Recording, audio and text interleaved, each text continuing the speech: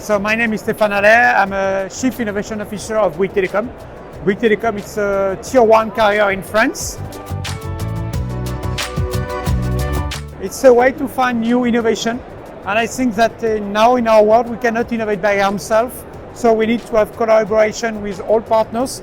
And for me it's very, very important to have partners from other carriers, from other countries and other startups to think how we can make open innovation all together. Bouygues Telecom belongs to Bouygues Group. Bouygues Group is a very big group in the energy, the construction area, in all the road construction. So I think we have some other footprint and other tools and other jobs we can do with telecoms. So I think it's a good idea to share what we can do in our jobs and in our telco. We've seen that the 5G with the network will be very, very useful for all the enterprise around us.